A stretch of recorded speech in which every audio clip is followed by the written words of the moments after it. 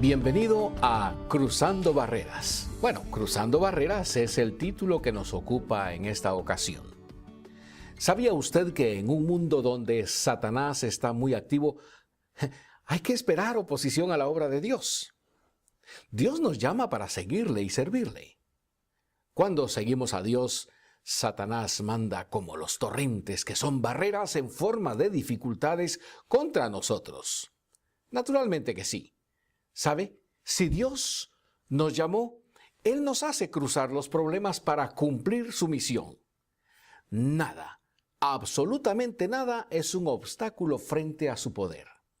La clave para nosotros es andar firmemente tomados de la mano de nuestro Dios. Aunque el mundo alrededor está en caos, Él es la roca firme, como dice Efesios capítulo 6, versículo 13. Por tanto, tomad toda la armadura de Dios para que podáis resistir en el día malo y, habiendo acabado todo, estar firmes. Que nuestra firmeza está en el Dios inamovible es la enseñanza de esta gran lección. Ahora bien, Dios supera a los torrentes. Vemos la gran promesa de Dios en Josué capítulo 3 versículos 5 al 13 cuando dice: Y Josué dijo al pueblo: santificaos porque Jehová hará mañana maravillas entre vosotros. Y habló Josué a los sacerdotes diciendo: tomad el arca del pacto y pasad delante del pueblo. Y ellos tomaron el arca del pacto y fueron delante del pueblo.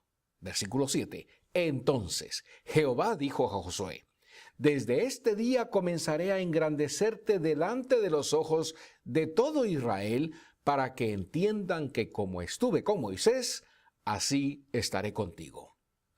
Tú, pues, mandarás a los sacerdotes que llevan el arca del pacto, diciendo: cuando hayáis entrado hasta el borde del agua del Jordán, pararéis en el Jordán. Y Josué dijo a los hijos de Israel: acercaos y escuchad las palabras de Jehová vuestro Dios. Y añadió Josué: en esto conoceréis que el Dios viviente está en medio de vosotros. Sí, en medio de vosotros. Y qué hermoso es el poder ver la continuación de este texto. Y que Él echará de delante de vosotros al cananeo, al eteo, al heveo, al fereceo, al gergeseo, al amorreo y al jebuseo. Versículo 11. He aquí, el arca del pacto del Señor de toda la tierra pasará delante de vosotros en medio del Jordán. Tomad pues ahora 12 hombres de las tribus de Israel, uno de cada tribu, y cuando las plantas de los pies de los sacerdotes que llevan el arca de Jehová, Señor de toda la tierra, se sienten en las aguas del Jordán, las aguas del Jordán se dividirán, porque las aguas que vienen de arriba se detendrán en un montón. Una barrera cortó el camino de los israelitas para entrar en la tierra prometida. Fíjese que era el tiempo de aguacero y el río Jordán estaba bajando en toda su furia. Pero acompañando a los israelitas estaba el Creador de todos los ríos. Con un dedo Dios podía abrir paso. Pero para ver el poder de Dios en acción, ellos tenían que marchar en fe. Los sacerdotes tuvieron que pisar el río primero y recién la mano poderosa de Dios iba a empujar el torrente hacia arriba. En fe, ellos tenían que pararse firmes en Dios y en su capacidad. Y eso es precisamente lo que hicieron. Llevando el arca del pacto en sus hombros, los sacerdotes marcharon primero. Al pisar el agua, el río recién se detuvo. Dios se mostró como el guerrero luchando por Israel. Los sacerdotes arriesgaron sus vidas para seguir a Dios. Si Dios no hubiera actuado, el río les hubiera llevado en sus corrientes como muñecos aterrorizados. Pero en vez de muerte, ellos cruzaron el río para gozarse de la vida. Dios abrió la brecha y ellos pasaron sobre tierra seca. Al otro lado del río Ellos gozaron de una vida llena de Dios y sus bendiciones en una tierra que Él les prometió dar. Ahora bien, ellos se ganaron al premio porque se sujetaron a la voluntad de Dios. Su fe en Dios les hizo ver el poder de Él. Esperaron en que Él era más que suficiente para cumplir lo que prometió y Dios no les defraudó. Su fe en Dios, puesta en acción por pisar el río Jordán, fue un gran cambio de lo que los israelitas eran antes. 40 años, 40 años atrás, ellos tenían miedo de entrar a Canaán por temor a los ejércitos y a sus gigantes. Ahora bien, 10 de los 12 espías que exploraron Canaán dijeron allá en Números capítulo 13, versículo 32, y leo la siguiente manera, dice: la tierra por donde pasamos para reconocerla es tierra que traga a sus moradores. Al escuchar este reportaje, los israelitas se convirtieron en amotinadores. Y sabemos que un ejército que se insubordina y no sigue las órdenes de su general, ¿sabe qué? Siempre fracasa. Ahora bien, los israelitas vivieron en derrota por 40 años. Pero después de este tiempo, aprendieron a confiar en Dios y por su fe dejaron de ser vencidos y cruzaron el río en triunfo. ¡Qué animados estaban! ¡Qué animados estaban! Imaginémonos a ese pueblo tan animado. ¿Sabía usted que el triunfo de fe es un lindo ejemplo para nosotros? Bueno, aquí lo vemos. Tal vez hemos fracasado antes. Tal vez, igual que ellos, nos faltaba la fe y éramos desertores. Pero si nos arrepentimos para seguir la palabra de Dios, vamos a ver a Dios victorioso. Si escogemos de ser amotinadores, el enemigo fácilmente puede consumirnos. Pero si confiamos en Dios, podemos estar seguros, plenamente seguros, con estas grandes palabras que vemos en Romanos capítulo 8, versículo 37, donde dice: antes en todas estas cosas somos más que vencedores por medio de aquel que nos amó. Claro, somos más que vencedores y solo por Jesucristo, no en nuestras propias fuerzas, sola y únicamente por Jesucristo.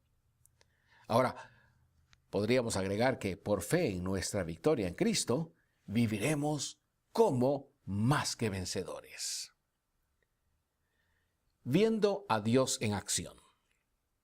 En Josué capítulo 3, versículos 14 al 17, vemos la magnificencia de Dios haciendo entrar los israelitas a la tierra de Canaán. Y en el versículo 14 dice: y aconteció cuando partió el pueblo de sus tiendas para pasar el Jordán, con los sacerdotes delante del pueblo, llevando el arca del pacto, cuando los que llevaban el arca entraron en el Jordán, y los pies de los sacerdotes que llevaban el arca fueron mojados a la orilla del agua, porque el Jordán suele desbordarse por todas sus orillas todo el tiempo de la siega. Las aguas que venían de arriba se detuvieron como en un montón bien lejos de la ciudad de Adám, que está al lado de Zaretán, y las que descendían al mar de Arabá, al mar salado, se acabaron y fueron divididas. Y oiga bien, y el pueblo pasó en dirección de Jericó. Versículo 17, mas los sacerdotes que llevaban el arca del pacto de Jehová estuvieron en seco, firmes en medio del Jordán, hasta que todo el pueblo hubo acabado de pasar el Jordán y todo Israel pasó en seco. ¿No nos sorprende eso? Para los israelitas el río Jordán fue una barrera entre ellos y las bendiciones de Dios en Canaán. Si querían ver las promesas de Dios, ellos tuvieron que lanzarse en fe. Como los israelitas, tenemos órdenes de Dios para ver su victoria. El capitán de nuestra fe nos llamó para ser soldados fieles luchando con las municiones del Evangelio.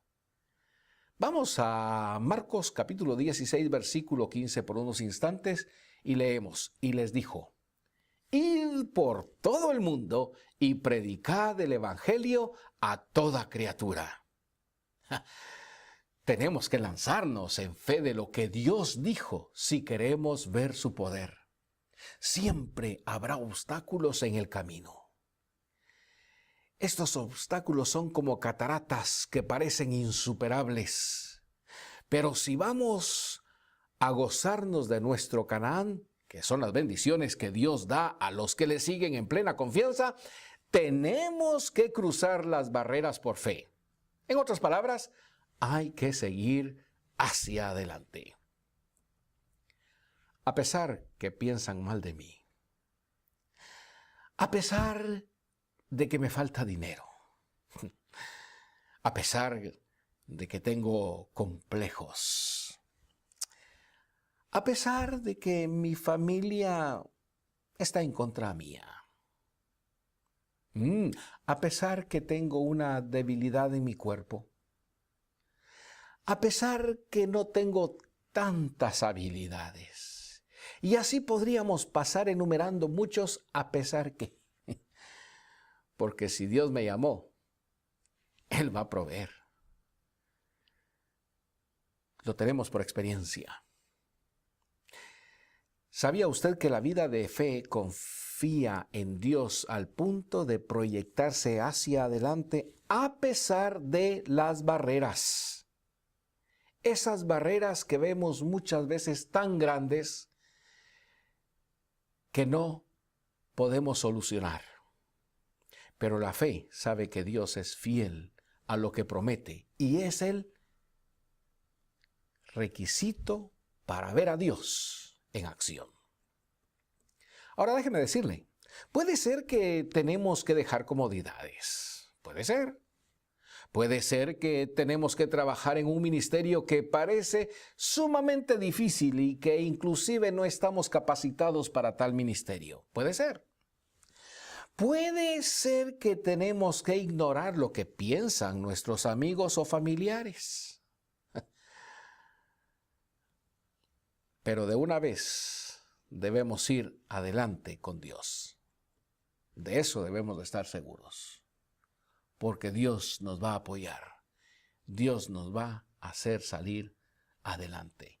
Y como hemos dicho anteriormente, tomados de su poderosa mano, podemos hacerlo. No seamos desertores en la marcha de nuestra fe. No nos debilitemos y no digamos, pues eso no lo puedo hacer yo, que lo haga fulano de tal, que lo haga otro, yo no puedo. No. El Hijo de Dios que no supera los obstáculos por la fe, ¿sabe qué? Está huyendo de la batalla. Está huyendo de eso. Y déjeme decirle, hermano, hermana, eso no nos cabe a nosotros. Como creyentes en Cristo Jesús, no nos caben esos obstáculos. Aunque tengamos los obstáculos, no es de nosotros huir de la batalla. Enfrentando a las barreras del diablo. Bueno, ¿sabe que el río Jordán representaba una barrera que Satanás puso? Los cananeos pensaban que su dios, Baal, era dios de la lluvia y la tormenta. Entonces ellos creyeron que Baal mandó las aguas turbias del río para protegerles. Al abrir el río Jordán, Dios mostró quién es quién. Dios quedó como el legítimo rey del universo y Baal quedó como el impostor. En otras palabras, ahí se vio palpablemente o nos damos cuenta que Dios, como el Rey del universo y el Creador de todas las cosas, Él fue el que quedó en su lugar. Y Baal, pues, como decíamos, el impostor. Pero Satanás es un ser creado y limitado. Dios, el Rey del universo, es infinito en poder y sabiduría. No estamos en una batalla entre dos seres iguales, por supuesto. Fíjese usted que Satanás no tiene esperanzas porque la victoria está asegurada por Dios. Dios puede derrotar cualquier obstáculo que el diablo pone. Pero al lado de Satanás, nosotros somos como hormigas. Por eso solo ganamos al enemigo con Dios y nada más que con Dios. Por eso es importante estar pero muy alerta. Satanás es un zorro, como bien lo decimos, ¿no? Sí, Satanás es un zorro que sabe bien cómo desviarnos de nuestra confianza en Dios. Él sabe muy bien. Un ataque favorito de él es el desánimo. ¿Cuántas veces estamos desanimados? Bueno, recuerde, Satanás está atrás de eso. El diablo puede mandar a un amigo que nos critica o inclusive a un hermano que quita nuestras oportunidades y nos dejan en el último lugar. Y si eso no fuera suficiente, ¿sabe qué? Nos da pensamientos de que no puedo, no podemos, de que no tenemos habilidades y de que, bueno, somos incapaces. A veces nosotros nos convertimos en opositores a nosotros mismos por solo fijarnos en nuestra inhabilidad en vez de confiar en el poderoso Dios, en el poderoso armamento que tenemos en el Señor Jesucristo. ¿Qué nos dice Filipenses 4:13? Todo lo puedo en Cristo que me fortalece. Pero Dios es infinitamente más grande que Satanás y que el río Jordán. Cualquier obstáculo cede delante de su brazo extendido. Es por ello que si nos remontamos al Antiguo Testamento, en Jeremías capítulo 32, versículos 21 y 22, dice: «Y sacaste a tu pueblo Israel de la tierra de Egipto con señales y portentos, con mano fuerte y brazo extendido, y con padres que se la darías, la tierra que fluye leche y miel». Aunque nuestro enemigo manda a todo el mundo en nuestra contra, seremos inmovibles si nuestra confianza está puesta única y exclusivamente en Dios. Si las cataratas rugientes de este mundo bajan contra nosotros, no debemos mirarlas, sino ver a nuestro Señor. La clave es confiar en las verdades de Dios y no en la situación que vemos con nuestros ojos. En 1 de Juan capítulo 5 versículos 3 y 4 encontramos cómo triunfar. Y dice de la siguiente manera: «Pues este es el amor a Dios, que guardemos sus mandamientos, y sus mandamientos no son gravosos, porque todo lo que es nacido de Dios vence al mundo, y esta es la victoria que ha vencido al mundo, nuestra fe». Eso es la clase de fe que vence las dudas y nos hace ir adelante lanzándonos para hacer la voluntad de Dios, tal como dice 1 de Pedro 5, 7 al 10. ¿Qué dice? «Echando toda vuestra ansiedad sobre Él, porque Él tiene cuidado de vosotros». Debemos apropiarnos de estas grandes verdades bíblicas, echando toda vuestra ansiedad, sí, todo problema, todo aquello que nos impacienta, todo aquello que nos ataca, todo eso debemos, dice Pedro, echar todo eso sobre Él. ¿Por qué? Porque Él tiene cuidado de vosotros, Él tiene cuidado de usted, Él tiene cuidado de mí. Echar toda mi ansiedad sobre Él, porque Él tiene cuidado de mí. Y sigue diciendo 1 Pedro ahí 5 y versículo 8, «Sed sobrios y velad, porque vuestro adversario o vuestro enemigo, el diablo, como león rugiente, anda alrededor buscando a quien devorar». ¿Y qué sigue diciendo? «Al cual resistid firmes en la fe, sabiendo que los mismos padecimientos se van cumpliendo en vuestros hermanos en todo el mundo». No es solamente para usted, no es solamente para mí, es en todo el mundo, a todo ser viviente, dicho en otras palabras, a todo creyente en Cristo Jesús. Pero el versículo 10 es algo que a mí me anima también, porque dice: «Mas el Dios de toda gracia, que nos llamó a su gloria eterna en Jesucristo, después que hayáis padecido un poco de tiempo, Él mismo os perfeccione, afirme y fortalezca y establezca». ¿Se da cuenta? No está diciendo que no vamos a padecer, dice después que hayáis padecido un poco de tiempo. Él mismo os perfeccione, afirme, fortalezca y establezca. Fijándose en la verdad. Josué, a las órdenes de Dios, hizo algo para proclamar a las siguientes generaciones lo que Dios había hecho en ese día. Leamos Josué capítulo 4 versículos 1 al 6 y luego el 20 y 24. Dice, cuando toda la gente hubo acabado de pasar el Jordán, Jehová habló a Josué diciendo, tomad del pueblo 12 hombres, uno de cada tribu, y mandadles diciendo, tomad de aquí, de en medio del Jordán, del lugar donde están firmes los pies de los sacerdotes, 12 piedras, las cuales pasaréis con vosotros, y levantadlas en el lugar donde habéis de pasar la noche. Entonces Josué llamó a los 12 hombres, a los cuales él había designado de entre los hijos de Israel, uno de cada tribu, y les dijo Josué, pasad delante del arca de Jehová vuestro Dios a la mitad del Jordán, y cada uno de vosotros tome una piedra sobre su hombro, conforme al número de las tribus de los hijos de Israel. ¿Cómo es eso? ¿Amontonar piedras? ¿Para qué? Preste atención. Preste atención a los siguientes versículos para comprender, para entender el propósito del montón de piedras. En Josué capítulo 4 versículos 20 al 24 dice, y Josué erigió, levantó en Gilgal las 12 piedras que habían traído del Jordán, y habló a los hijos de Israel diciendo, cuando mañana preguntaren vuestros hijos a sus padres y dijeren, ¿qué significan estas piedras?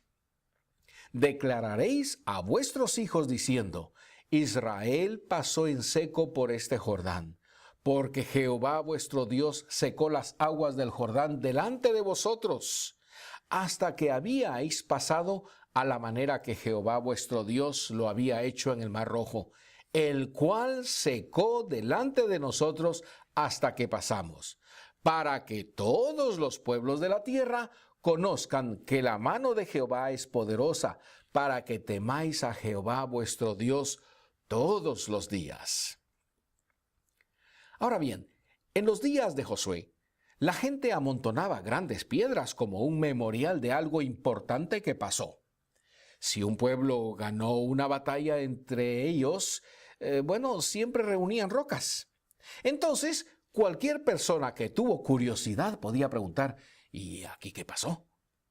Eso daba a la gente el lugar, una oportunidad de explicar el significado del montón de las piedras.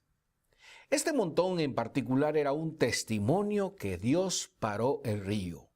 Fue un monumento que cruzaron los israelitas en seco. En sí, el montón de piedras declaraba que Dios mostró su fidelidad y su poder para con su pueblo. Era testimonio a varias verdades de Dios. Por ejemplo, en primer lugar, que Dios es fiel a pesar de la infidelidad de los israelitas. En segundo lugar, que Dios en su gracia perdona a su pueblo porque está a su lado y abrió el río. En tercer lugar, que Dios es el Padre para los israelitas. Y por último, que Dios es poderoso y puede hacer cualquier cosa. ¿Qué le parece? Las piedras fueron declaraciones de verdades sobre Dios con el propósito de producir fe en la gente. No tenemos un montón de piedras como los israelitas, por supuesto, sino que nuestro memorial es el pan y el vino en la cena del Señor, o la comunión como algunos nombran. En 1 Corintios capítulo 11, versículos 23 al 26 dice, porque yo recibí del Señor, Pablo hablando, lo que también os he enseñado, que el Señor Jesús, la noche que fue entregado, tomó pan. Y habiendo dado gracias, lo partió y dijo, tomad, comed, esto es mi cuerpo, que por vosotros es partido. Haced esto en memoria de mí.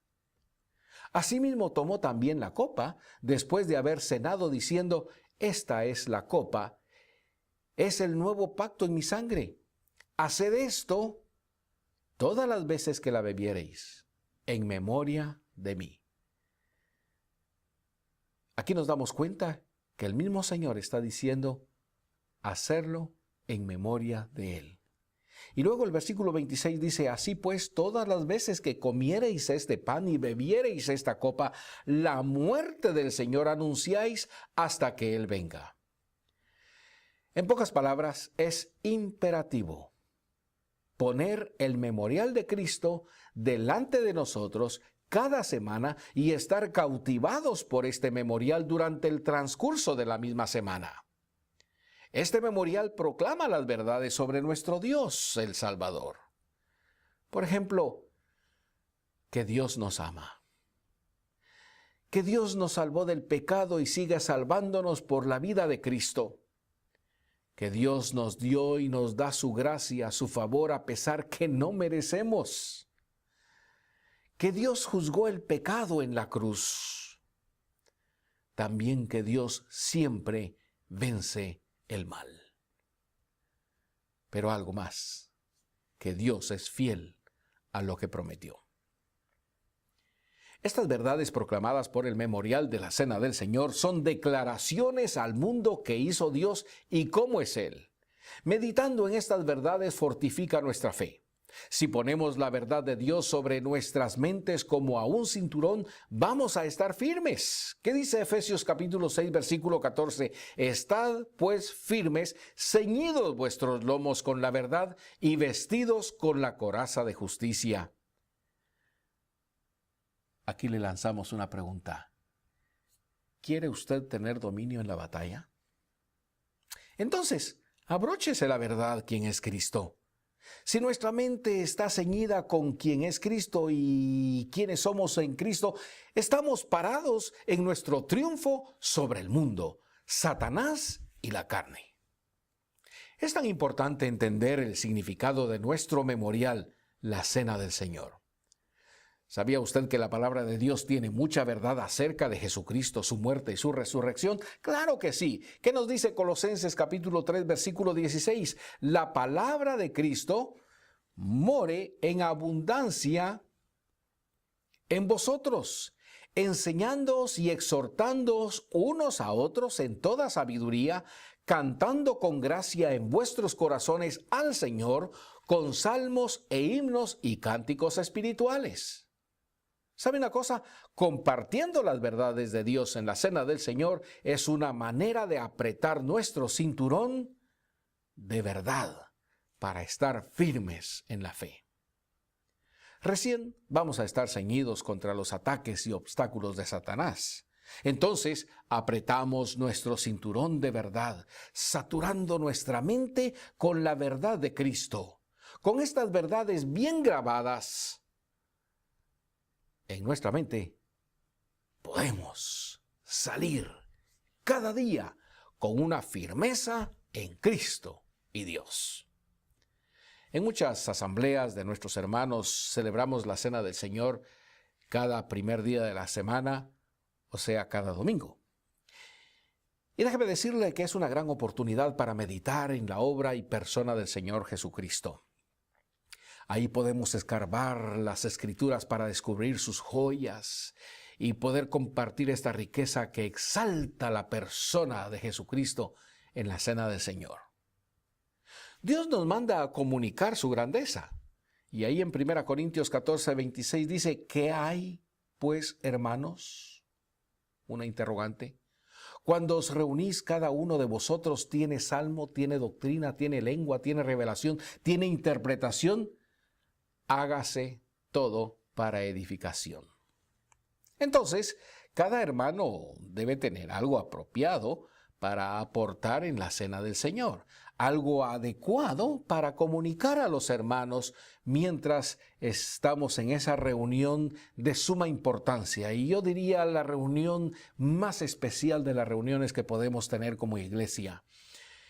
Cada hermano debe compartir algo de lo que ha aprendido durante la semana, a leer, por supuesto, y meditar en la palabra de Dios. ¿Para qué? Bueno, para aportar en la Cena del Señor. Si ya se ha estudiado la Biblia y orado para compartir algo sobre Jesucristo, entonces está llegando a su mente o está viniendo con su mente bien ceñida con la verdad. Eso es una gran ayuda para empezar la semana llena de adoración y fe para Cristo. ¿Sabe usted que cuando empezamos una semana y la empezamos con el día domingo, no sabemos qué nos depara la semana? No lo sabemos, ni tenemos idea. Pero qué hermoso es el poder empezar la semana celebrando la cena del Señor, gozándonos de la comunión unos con otros, en el partimiento del pan, ahí en la cena del Señor, y poder compartir con los hermanos, eso es excelente. Pero si salimos para vivir con mentes vacías de Cristo, olvidamos nuestro cinturón. Estaremos avergonzados como un soldado que tiene que agarrar su pantalón para que no se caiga. El único cimiento firme para nuestra vida es la verdad de Dios. Dios no se equivoca porque Él es verdad. Juan 14:6 dice, Jesús le dijo, yo soy el camino y la verdad y la vida. Nadie viene al Padre sino por mí. De modo que la única manera de cruzar cualquier dificultad que Satanás pone en el camino de Dios es confiar en la verdad de que solo en Él hay victoria. En Juan capítulo 8, versículos 31 y 32 dice, dijo entonces Jesús a los judíos que habían creído en Él, si vosotros permaneciereis en mi palabra, seréis verdaderamente mis discípulos. Y conoceréis la verdad, y la verdad os hará libres. ¡Qué versículos más claros y más lindos los que podemos ver acá! Podemos ser libres de Satanás y sus maquinaciones por permanecer en la palabra de Dios. Cuidado, si no lee la palabra de Dios, si no medita en ella, si no la escudriña, si no la analiza, si no aprende, podemos estar bajo las garras de ese Satanás. Pero aquí nos dice que seremos y conoceréis, dice, la verdad y la verdad os hará libres. ¿Quién es la verdad? El Señor Jesús. Ahora, ¿ve usted la importancia de ceñir su mente con la verdad de Dios? ¿Ve usted la grandeza del memorial que tenemos en la Cena del Señor? La Cena del Señor no es una reunión común y corriente, como decíamos anteriormente. Decimos es algo especial, algo de suma importancia.